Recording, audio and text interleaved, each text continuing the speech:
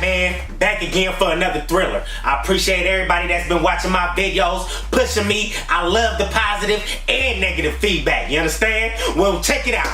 What we got today is a little Anthony Joshua talking about he want to see Deontay Wilder. You feel me? By the way, like and subscribe. You know?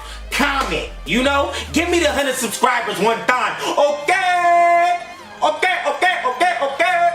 Okay. So, we gonna kick into this footage. Do you care to join me? Of course you do. Let's do it. You understand? That man. May I just set this off? You heard Deontay Wilder sit right there and say, I want Anthony Joshua. The question is, does he really want me? Do you really want Deontay Wilder? I think it's simple. When I've listened to what he's been... Let me stop right there. Wilder, I like the guy. He's a great boxer. I don't think Wilder can see this guy. I just don't. He's a train. But anyways, let's get to the... Saying that there does need to be one champion and one face. And we've both got an opportunity where I have no mandatories, he has no obligations.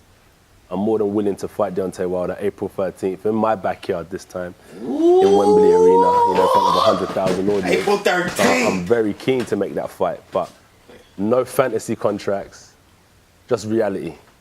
Bringing our worth to the table and bargaining and negotiating what we're worth and making this fight happen.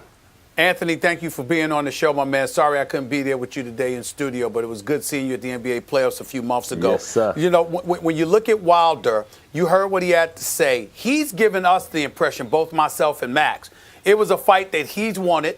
It's a fight that he was ready to sign on for. He damn near said it wasn't even supposed to be Tyson Fury. It was supposed to be you. But you and your folks are who made it difficult for this fight to happen. And that is the only reason it did not happen. Am I right, Max, in interpreting that's what Wilder basically said? Sure. Because that's what it came across as saying to me. Yeah. So how I see it is that we can go tit for tat and say, he said, she said, he said, she said.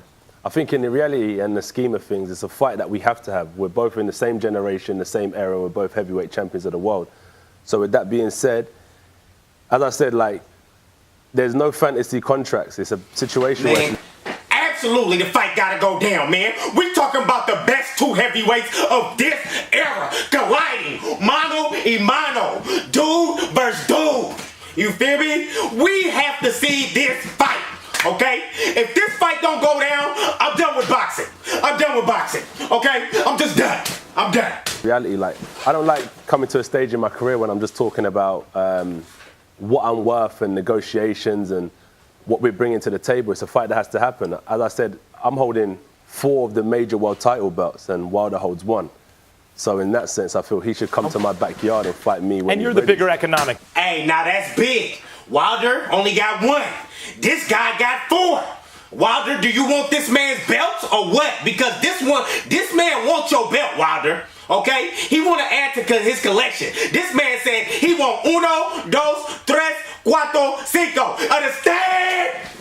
Okay? Let's continue this footage. Engine. When people talk about Canelo's the biggest engine in the sport. In fact, you are the #1 star in worldwide boxing. Canelo is 2, close, but you're #1 right now in the absence of Floyd Mayweather.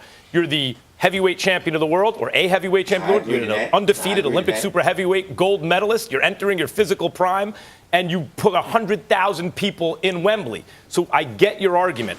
I have the economic clout. He's not coming in as partners. I should get a bigger slice of the pie. Let's have a realistic negotiation. A realistic conversation. But let me put it to you this way. I want to hear your response.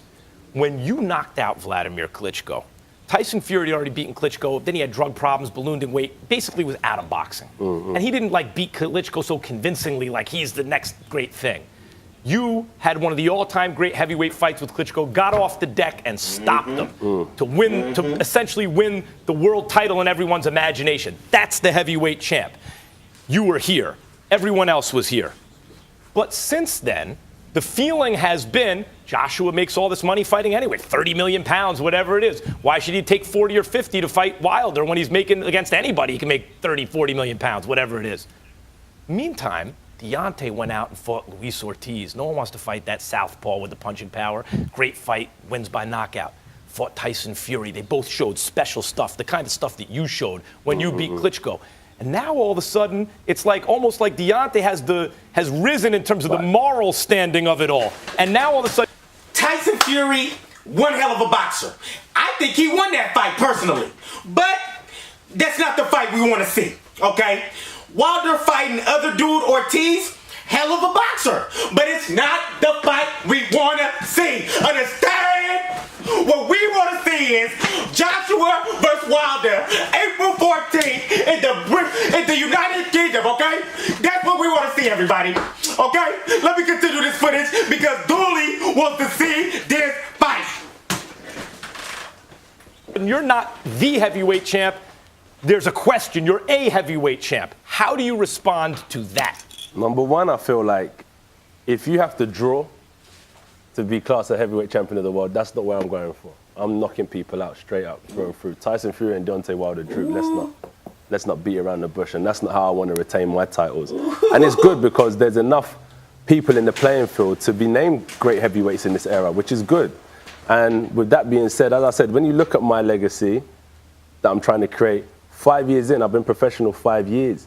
I've had 7 world title defenses. I was a world champion by the time in my 16th fight.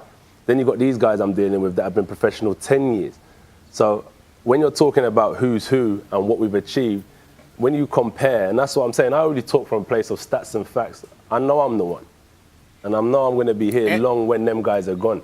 So let them carry on. And it's not about right now. It wasn't about my fight with Vladimir, and it shouldn't be about their fight with Fury and Wilder. It's about what happened in the long term. And that's why from my 16th fight, I threw myself in the deep end to make sure I still have my legacy for the long term. By the way, best fight I've ever called. Hold on, Max. Anthony, I got a 2-part question here. Number one. Yes, who do you think would be the bigger fight, you versus Wilder or you versus Fury, in light of what you saw? And number two, watching that fight, because I'm sure you saw it, did you walk away feeling as confident as you would be against these two, or did you walk away feeling more confident based on what you saw when they fought one another?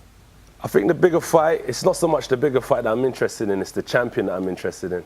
So I want the WBC belt strapped around my waist. And then with that being said, I think it was a great fight and a close fight. But as you know me, what I stand for is if you come to someone's backyard or you're fighting a champion, you have to knock them out. So I feel Tyson could have gone in there and knocked out Deontay Wilder.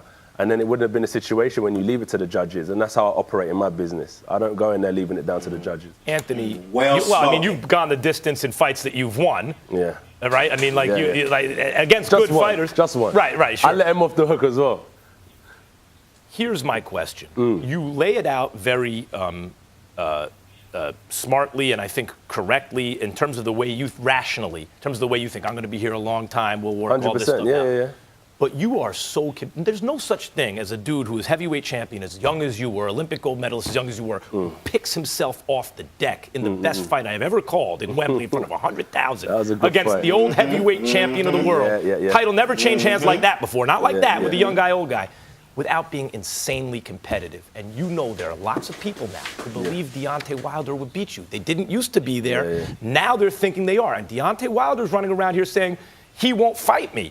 And in a sense, you're right, it's a business negotiation, but you know he wants that fight right now. That doesn't bother you? But my situation is that he's saying that I won't fight him. As I said, I'm willing to fight Deontay Wilder April 13th in London. See, he's willing to fight Deontay Wilder April 13th in London. Understand? Okay, man, that's the beautiful footage right there. I got Joshua banking Wilder in the 8th round. You heard it here first from Dooley, okay? He's gonna knock him out in the 8th, okay? When these two show up. I've seen enough of this first take footage. This that man Dooley. Subscribe to your boy one time. Get me to 100 subscribers, man. Appreciate you for watching, man. That man.